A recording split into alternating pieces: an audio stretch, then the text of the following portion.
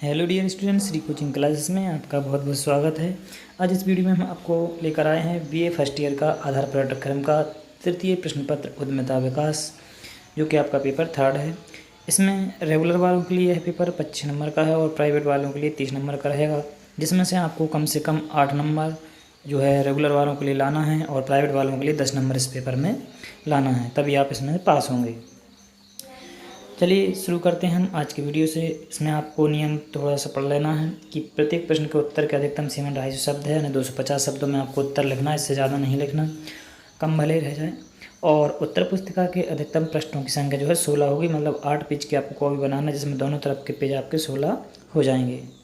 इसके बाद अब आते हैं आपके प्रश्न, और यहाँ पर प्रश्नों के सामने ही उनके अंक भी दिए हुए हैं कि आपके जो 5 प्रश्न हैं 5 नंबर के हैं प्रत्येक प्रश्न, जिसमें से 25 नंबर का रहेगा रेगुलर वालों के लिए, और प्राइवेट वालों के लिए हर प्रश्न 6 नंबर का रहेगा और 30 नंबर का यह पेपर होगा। तो पहला प्रश्न है आपका कि उद्यमिता राष्ट्र के चहुमुखी विकास में योगदान करती है, स्पष्ट कीजिए। मतलब उद्यमिता जो है वो विकास, राष्ट्र का जो विकास है वो कैसे करती है, ये हमें इसमें बताना है। और दूसरा प्रश्न है कि परियोजना प्रतिवेदन क्या है, यानी प्रोजेक्ट रिपोर्ट, और परियोजना प्रतिवेदन के निर्माण की प्रक्रिया बताइए, किसको कैसे बनाया जाता है। तीसरा है कि मध्य प्रदेश राज्य वित्त निगम के उद्देश्य एवं कार्य क्या हैं, और मध्य प्रदेश राज्य वित्त निगम द्वारा उद्योगों को ऋण प्रदान करने की प्रक्रिया समझाइए। इसके बाद है नेक्स्ट चौथा कि उद्यमिता विकास में बैंकों की क्या भूमिका होती है, और पांचवा है कि उद्यमी की प्रमुख समस्याओं को संक्षेप में समझाइए। तो हम एक एक करके आपको सभी प्रश्नों के उत्तर बताते हैं, आप ध्यान से देखें, स्क्रीनशॉट ले लें या फिर वीडियो को पॉज करके भी आप इसको देख सकते हैं। और ज़्यादा से ज़्यादा अपने फ्रेंड्स को, अपने मित्रों को, अपने दोस्तों को, सभी को इसको शेयर कर दें, जिससे उनको भी इसका लाभ प्राप्त हो सके। तो ये रहा आपका पहले प्रश्न का उत्तर।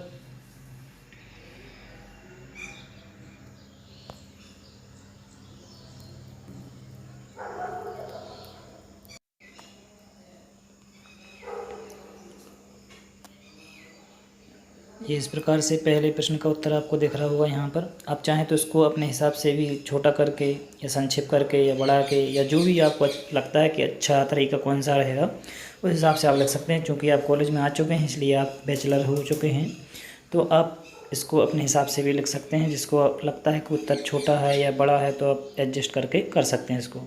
हम यहाँ पर आपको पूरा उत्तर बताने जा रहे हैं, और जो भी आपको परेशानी हो हमें कमेंट में लिख कर भेजें। ये आपको यहाँ पर 9 और ये 10, 11, 12 इतने बहुत सारे पॉइंट है इसमें। आप चाहें तो 10 पॉइंट, या आपको बड़ा लगता है तो आप कम भी कर सकते हैं 15 पॉइंट में से। और यहाँ से आपका ये रहा प्रश्न क्रमांक दूसरे का उत्तर कि इसमें पूछा था कि परियोजना प्रतिवेदन क्या है और इसको कैसे बनाया जाता है। तो परियोजना प्रतिवेदन यहाँ पर इसमें इसकी परिभाषा सम्मिलित है, ठीक है, और इसमें इसको कैसे तैयारी, यानी कैसे बनाया जाता है, कैसे निर्माण किया जाता है, वो भी इसमें दिया हुआ, किस चीज़ की आवश्यकता होती है वो भी इसमें सब एडजस्ट है, सब दिया हुआ है। तो प्रारंभिक बिंदु क्या चाहिए पढ़ते हैं, वो भी इसमें सब दिया हुआ है कि कार्यस्थल की जानकारी, संग्रहण का प्रकार, सामान्य जानकारी, उत्पादन प्रक्रिया, बाजार की जानकारी, भूमि संबंधी जानकारी और मशीनों के बारे में जानकारी। इसके अलावा विविध खर्च, कच्चे माल की जानकारी, उपयोगिता व्यय, कर्मचारियों का विवरण, विपणन संभाव्यता, अचल पूंजी, कार्यशील पूंजी, कुल परियोजना लागत, वित्तीय व्यवस्था की जानकारी, संविच्छेद बिंदु, ये। और इसके बाद 18 पॉइंट है परिशिष्ट। तो इसी में बच्चों यहाँ पर ये पूरे पॉइंट, इसमें 18 पॉइंट दिए हुए हैं। आपको बड़ा आंसर लगता है तो आप इसको 15 पॉइंट या 10 पॉइंट भी कर सकते हैं, और जैसा भी आप चाहें तो थोड़ा सा चेंज करके भी लिख सकते हैं। ये आपका दूसरे प्रश्न का उत्तर था। प्रश्न क्रमांक तीसरे में यहाँ से शुरू होता है आपका। इसमें पूछा था, पूरा सेम प्रश्न है कि मध्य प्रदेश राज्य वित्त निगम के उद्देश्य एवं कार्य क्या हो, और मध्य प्रदेश राज्य वित्त निगम द्वारा उद्योगों को ऋण प्रदान करने की प्रक्रिया को समझाइए। ये प्रश्न इसका दिया हुआ था आपके पेपर में। इसका उत्तर आपको यहाँ से लिखना है कि क्या होता है ये वित्त निगम, और इसके क्या उद्देश्य हैं, और इसके क्या कार्य हैं। तो इसी में साथ में दिया हुआ, और ऋण प्रदान करने की प्रक्रिया भी उन्हीं पॉइंटों के अंदर दिया हुआ है, ठीक है। तो आपको ये सब पॉइंट यहाँ पर से लिख देना है। आप चाहें तो शॉर्ट करके थोड़े कम कर सकते हैं, लेकिन आपको लिखना पूरा है। इसमें इसके ऋण प्रदान करने की प्रक्रिया भी दी हुई है, और उद्देश्य भी दिए है, और कार्य भी दिए हुए हैं, ठीक है। तो ये थे वित्त निगम के कार्य और उसकी ऋण प्रदान करने की प्रक्रिया। अपने दोस्तों को ज़्यादा से ज़्यादा शेयर करें, जिससे उनको भी इसका लाभ प्राप्त हो सके। इसके बाद आपका आता है प्रश्न क्रमांक चौथा, जिसमें आपको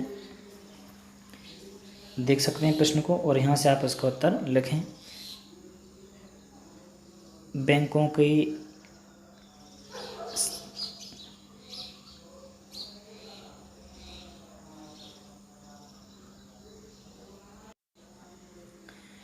इसमें उद्यमिता के विकास में बैंकों का योगदान पूछा गया है। तो इसमें भारत में उद्यमियों की सहायता करने के लिए अनेक वित्तीय संस्थाएं कार्य करती हैं, जिनमें से बैंक भी एक प्रमुख है। बैंक भी कई प्रकार का काम करती हैं। तो आपको यहाँ से जो है, चाहें तो आप यहाँ से ये बहुत सारी प्रकार से आंसर दिया हुआ है, आप देख लें यहाँ पे। तो आप जैसे बैंक का लिखना चाहते हैं तो बैंक का लिख सकते हैं। जैसे कि बहुत सारी बैंक जो है उद्यमियों के विकास में सहायता करती हैं। जैसे कि एक भारतीय औद्योगिक विकास बैंक है, जिसकी स्थापना भी कब की गई थी वो भी दिया हुआ है, जिसके उद्देश्य और कार्य क्या है तो वो यहाँ पर इसमें दिया हुआ है। आप चाहें तो सिर्फ उद्यमिता के विकास में क्या योगदान रहता है इनका, तो वो यहाँ से आप इतना ये भी लिख सकते हैं। तो इस बैंक का जो योगदान है वो क्या है, ये यहाँ पर आप पॉइंट देख सकते हैं, 7-8 पॉइंट दिए हुए हैं। ठीक है, 8 पॉइंट हैं इसके। इसके बाद आता है औद्योगिक साख एवं विनियोग निगम। तो ये भी बैंक है एक तरह की। तो इसका भी आप लिख सकते हैं कि इसके कार्य क्या है, उद्देश्य क्या है। आपको ये लिखना हो तो ठीक है। वैसे उसमें उद्यमिता के क्षेत्र में विकास में योगदान पूछा है, तो आप सिर्फ यहाँ से पॉइंट ये वाले भी लिख सकते हैं, क्योंकि इसमें आपको योगदान अकेला लिखना है। तो वो यहाँ ने आपसे कहा कि आप अपने हिसाब से एडजस्ट करके जमा के तरीका जो भी अच्छा तरीका हो आप लिख सकते हैं। बाकी पॉइंट उसके यही रहेंगे। इसके बाद आपका आता है भारतीय औद्योगिक पुनर्निर्माण बैंक। तो इसका भी उद्यमिता में विकास में क्या योगदान है वो भी आप यहाँ पर लिख सकते हैं।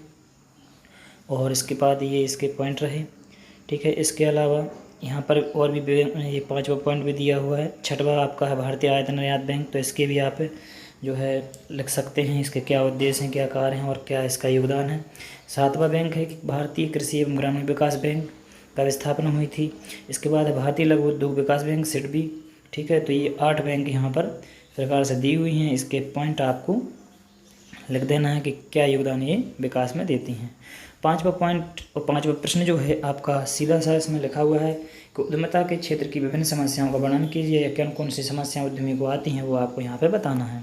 तो प्रश्न में पेपर में आपका 5वां प्रश्न यही है। आपको यहाँ पर देखना है कि इन समस्याओं को 2 भागों में बांटा गया है।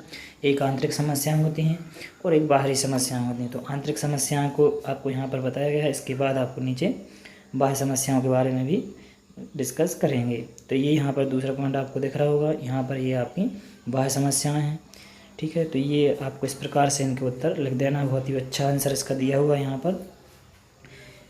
और जल्दी से ज़्यादा शेयर करें, जिससे सभी को इसका लाभ प्राप्त हो सके। हम आपको एक एक करके सभी के वीडियो यहाँ पर उपलब्ध कराएंगे और आपको सभी पेपर यहाँ पर कंप्लीट मिल जाएंगे।